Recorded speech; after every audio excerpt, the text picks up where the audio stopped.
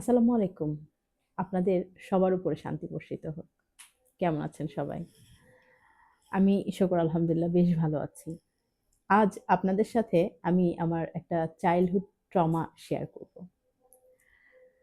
আমি যখন খুব ছোট, তখন আমরা ২ বোন, আমরা সবাই মিলে, কাজিনরা সবাই মিলে ডিসেম্বর মাসে পরীক্ষার পরে ছুটিতে আ নানি বাড়ি বেড়াতে যেতাম। আমাদের বছরে ওই একটা বারই বেড়াতে যাওয়া হতো কোথাও এবং সেটা নানি বাড়িতেই। তো ডিসেম্বর মাস আসলে আমরা নানি বাড়ি যাওয়ার জন্য খুব অধীর আগ্রহে থাকতাম।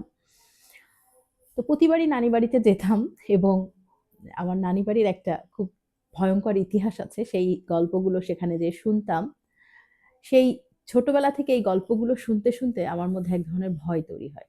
তো নানি বাড়ির গল্পটা একটু আপনাদের বলি। আমার নানি বাড়িতে একটা আ উঠানের পাশে একটা বিশাল আকার নিম গাছ আছে এবং ওই নিম গাছে ভূত আছে।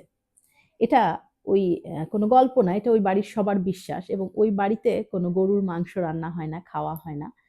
তো আমার মার যিনি দাদি ছিলেন তিনি ওই নিম গাছে অ্যা একটু উম কুসংস্কার ছিল। ওখানে পূজা করতেন উনি। তো যাই হোক, তো অ নানির বাড়িতে আমার নানিদের যে ঘর ছিল, সে ঘর থেকে একটা উঠোন পার হয়ে অর্থাৎ উঠোনের পাশেই নিম গাছ। এই নিম গাছ পার হয়ে উঠোন পার হয়ে ওয়াশরুমে যেতে হতো। আমি যখন খুব ছোট ছিলাম, তখন নানি বাড়িতে গেলে আমরা এই গল্পগুলো শুনতাম এবং রাতে ওয়াশরুমে যাওয়ার দরকার হলে প্রচন্ড ভয় পেতাম। তো এজন্যে আমি নানি বাড়িতে গেলে মাকে খুব যন্ত্রণা করতাম। কারণ মার কাছে ঘুমাতে চাইতাম। যদি রাতে আমার ওয়াশরুমে যাওয়ার প্রয়োজন হয়, তখন আমি একা যেতে পারব না, ভয় পাবো। তো এই ভয় আমার বড় হয়ে যাওয়ার পরেও আমার কিন্তু এই যে ছোটবেলা থেকে আমার ভেতরে একটা ভয়, এই ভয়টা আমার অনেক বড় হয়ে যাওয়ার পরেও আমার মধ্যে ছিল। আমি আ অন্ধকার ঘরে একা থাকতে পারতাম না। তারপরে হচ্ছে অন্ধকার ঘরে একা থাকা তো দূরে থাক, আমার পাশে যদি কেউ ঘুমিয়ে থাকতো, সেই ঘরেও আমি থাকতে পারতাম না। আমার মনে হতো কি সে জেগে আমার দিকে তাকিয়ে থাকুক, আমি ঘুমিয়ে যাওয়ার পরে সে ঘুমাবে। তো এরকম করেই আমার জীবন চলছিল এবং আমার জন্য এটা একটা খুবই সমস্যার ছিল যে আমি বাসায় কখনো একা থাকতে পারতাম না। আমি কোথাও একা যেতে পারতাম না। তো একটা পর্যায়ে যেয়ে আমার এই ভয়টা খুব চরম আকারে ধারণ করে যে দেখা যায় যে আমার পাশে যিনি ঘুমাচ্ছেন তাকে আমি কখনো ঘুমাতে দিতাম না। আমি বলতাম যে, "আমি আগে ঘুমাবো, তারপরে তাকে ঘুমাতে হবে।" তো একটা পর্যায়ে যেয়ে আমি জানতে পারি যে মেডিটেশন এর মাধ্যমে ভয় দূর করা যায়। তো আমি শুকর আলহামদুলিল্লাহ আমি আ কোয়ান্টাম ফাউন্ডেশন এ গেলাম। সেখানে আমাদের যিনি শ্রদ্ধেয় শিক্ষক মেডিটেশন শেখান, তিনি আমাকে একটা মুদ্রা শিখিয়ে দিলেন। সেটা হচ্ছে ঠিক এভাবে এটাকে বলা হয় অভয় মুদ্রা বা জ্ঞান মুদ্রা। তিনি আমাদেরকে সবাইকে শেখালেন যে যখন ভয় লাগবে তখন যেন আমরা এই মুদ্রা করি এবং আরেকটা বিষয় ভয় দূর করার কিছু মেডিটেশন আছে। সেই মেডিটেশন নিয়মিত করতে থাকলাম।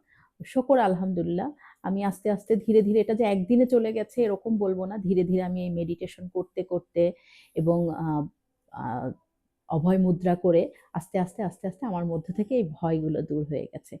তো আসলে ছোটবেলায় অনেকের মধ্যেই কিন্তু এই যে একটা আমরা ভূতের গল্প শুনি এগুলা আ ছোটবেলায় আমরা শুনতে দেখা যায় যে ওটা আমাদের মধ্যে অবচেতন মনে থেকে যায় এবং আমরা বড় হয়ে যাওয়ার পরেও যখন বুঝতে শিখে যাই যে আসলে এরকম ভূত বলে কিছু নাই। হ্যাঁ, জিন জাতি আছে সেটা একটা আলাদা সেক্টর।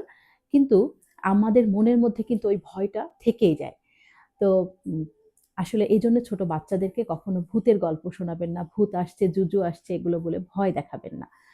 তো আপনি যত আপনার বাচ্চাকে এই ভয়ের গল্প শোনাবেন, ওর ছোট্ট অবচেতন মনে এই ভয়ের একটা স্মৃতি থেকে যাবে এবং সে যখন অনেক বড় মানুষ হয়ে যাবে, আ তখন সে এই ভয়টাকে ভেতরে লালন করতে থাকবে। ভয় কিন্তু আসলে কোনো বাস্তব কোনো কিছু নয়। ভয় হচ্ছে অন্ধকারের একটা কীট। এর উপরে যদি আলো ফেলা যায়, তাহলেই কিন্তু ভয় দূর হয়ে যায়। তো আমরা বাচ্চাদেরকে ছোটবেলা থেকেই সাহসী জাতি সাহসী মানুষ হিসেবে তৈরি করব। কারণ আমরা কোনো ভীরু জাতি চাই না। আমরা চাই সাহসী মানুষ। আমি নিজে শুকর আলহামদুলিল্লাহ আগের থেকে অনেক সাহসী হয়েছি। তো আমি উম আসলে আমার এই ভিডিওর লিংকে আমি ভয় দূর করার যে মেডিটেশন সেটা আমি দিয়ে রাখবো। যদি কারোর এই ধরনের কোনো ভয় থাকে তাহলে আপনারা মেডিটেশনটা নিয়মিত কিছুদিন করে দেখতে পারেন। ইনশাআল্লাহ ভয় দূর হয়ে যাবে। আর অভয় মুদ্রা, জ্ঞান মুদ্রা মুদ্রাও করতে পারেন যখন আপনি ভয় পান। তো সবাইকে আজকে ধন্যবাদ জানিয়ে আমার আজকের ভিডিওটা এখানেই শেষ করছি। আপনারা সবাই ভালো থাকবেন।